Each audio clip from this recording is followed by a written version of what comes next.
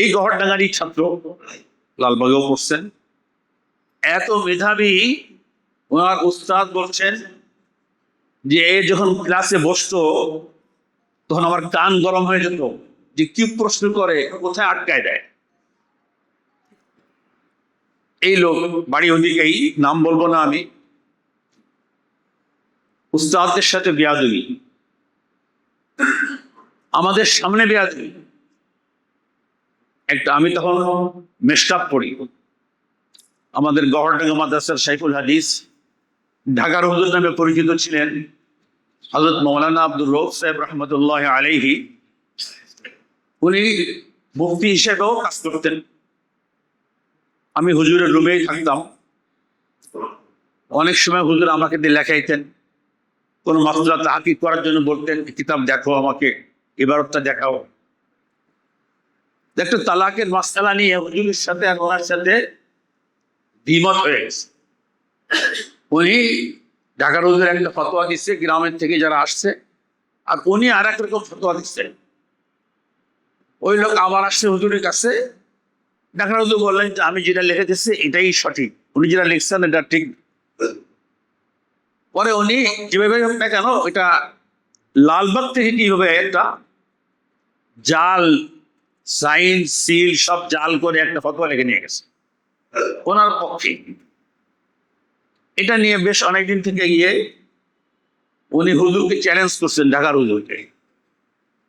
ঢাকার হুজুর রহমতুল্লাহ আলাইহি বলছেন, ঠিক আছে আপনি মাদ্রাসা আসেন, এসে কিতাবপত্র নিয়ে দেখেন। একদিন আসছে, তখন আমাদের গহরডাঙ্গার ওই সময়কার আকাবের সবাই ছিলেন, কলাখালীর হুজুর, কাশিনিয়া হুজুর, মোহতরম সাহেব হুজুর, বরিশালের হুজুর, পাটগেতের হুজুর। আমরা গহরডাঙ্গা এলাকায় কোনো উস্তাদের নাম ধরে ডাকা হয় না, নিসবত, সবাই নিসবত। ফরিদপুর হুজুর, এরকম যারা ছিলেন মুরব্বী সবাই ছিলেন। এর মধ্যে সবচেয়ে প্রবীণ মোহাম্মদ সাহেব হুজুর এবং কলাখালীর হুজুর, দুইজন। বয়সের বিবেচনায় প্রায় কাছাকাছি। তো যাই হোক, আলোচনা হলো। ঢাকার হুজুর আমাকে এবং আমাদের উপরে জামাতে পড়তেন মৌলানা আলী আহমদ সাহেব, খুব মেধাবী, প্রচন্ড মেধাবী। আমার জীবনে আমি যত মেধাবী ছাত্র দেখেছি তার মধ্যে অন্যতম একজন মৌলানা আলী আহমদ সাহেব, এখনো আছেন। উনি পড়তেন দাওরা, আমি পড়তাম মিশকাত। ঢাকার হুজুর বললেন, তোমরা এই মাসআলাটার তাহকিক করে নোট করে রাখো, বিভিন্ন কিতাবের মধ্যে তোমরা আলামত দিয়ে রাখো, প্রয়োজন হলে তোমাদেরকে ইবারত পড়ে শোনাতে হবে। আমরা সেভাবে প্রস্তুতিও নিলাম। বসছেন এরকম বড় মজলিস উস্তাদদের, তার ভিতরে ওই মাওলানা সাহেব আসছে, উনি গহরডাঙ্গার ছাত্র, কলাখালী হুজুরের সরাসরি ছাত্র, চৌমনের ছাত্র। তখন উনি হুজুর যেটা বোঝাচ্ছেন ঠিক তার উল্টাটা বোঝাতে চেষ্টা করতেছে, বারবার একই কথা বলতেছেন। তখন কলাখালী হুজুর রহমতুল্লাহ আলী ধমক দিলেন, উস্তাদের সাথে কথা এরকম বলতে হয়, ভদ্রভাবে কথা বলো।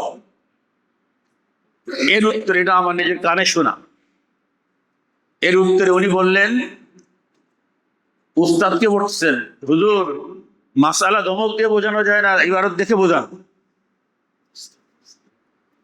উস্তাদের সাথে তার এই আচরণ, আগেই অনেক আচরণ শুনেছি, এটা সরাসরি আমার দেখা আচরণ। যাই হোক, এটা আমার ছাত্র জামানের কথা। এরপর আমি ঢাকা আসছি অনেক পরে, 93 সালে। আমি 80 সালে দাওরা পড়ি, 81 সালে গভর্নর মুদারিস শুরু হয় আমার মুদারিসের জীবন। এরপরে দেওবন্দে যাই, পাকিস্তানে যাই, এই মুদারিসের ভিতর দিয়ে গেছি। তো ঢাকা আমি আসার পরে ওনাকে দেখেছি কয়েক জায়গায়। মোহাম্মদপুর এক মসজিদে ইমাম খতিব নেবে ইন্টারভিউ নেওয়ার জন্য, আমাকে আর আমার আরেক বন্ধু ওনাকে নিছে। ওখানে দেখছি ওনাকে আসছেন, ওখানে আমাকে দেখে চিনছেন উনি। তখন দাড়ি কালো ছিল, বয়স কম ছিল, একটু মিল ছিল। তো আমাকে জিজ্ঞেস করলেন, আপনি মৌলানা মাহমুদুল হাসান? বলে, হ্যাঁ আমি মাহমুদুল হাসান। যাই হোক, বললাম যে আপনি কিছু পড়তে বললাম, দু একটা মশলা জিজ্ঞেস করলাম, সহজ স্বভাবে। কোনো একটা প্রশ্নের উত্তর দিতে পারলেন না বেচারা, একটা প্রশ্ন উত্তর দিতে পারলেন। যে হোক, এরপরে আরো কিছুদিন পরে এই কুলিপাড়া, পশ্চিম কুলিপাড়া একটা মসজিদ, একদম মেইন রোডের সাথে, এই দিক থেকে যাইতে, কারণ থেকে যাইতে ফার্মগেটে যাওয়ার আগেই হাতের বাম পাশে বড় একটা মসজিদ। ওখানে ইমাম ইন্টারভিউর জন্য আমি গেলাম, আমার সঙ্গে আরো 2-3 জন ছিলেন। দেখি ওইখানে উনি আসছেন, এটা অনেকদিন পরে, তখন আমার দাড়ি পেকে গেছে অনেক, আমি মেহেন্দি ব্যবহার করি অনেক আগের থেকেই, আমাকে চিনতে পারেন। ইন্টারভিউ দিতে আসলে এক পর্যায়ে আমি বললাম যে আপনি অমুক না? বলে হ্যাঁ। বলে আপনি আমাকে চেনেন? বলে হ্যাঁ চিনি। আপনি ভুলে গেছেন, আপনার ওই বাসের কথা মনে আছে আমার, দোহারডাঙ্গা মাদ্রাসায় যে বাস করছিলেন আপনি ঢাকার হুজুরের সাথে?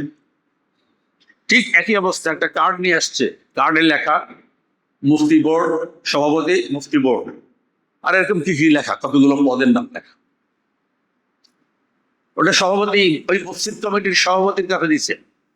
উনি দেখে থেকে উনি খুব চৌকস মানুষ, বলছেন যে এটা আমার কাছে দেওয়ার দরকার নেই, আপনি যেখানে সবাই বসছেন ওখানে বসেন, আপনার নাম যখন আসে তখন আপনি আসবেন। ঠিক ওখানেও একইভাবে কিছুই পারলেন না। আমি তখন চিন্তা করলাম যে উস্তাদদের সাথে বেয়াদবি করার ফল এটা, যে দাঁড়ে দাঁড়ে লাথি খেয়ে বলতেছে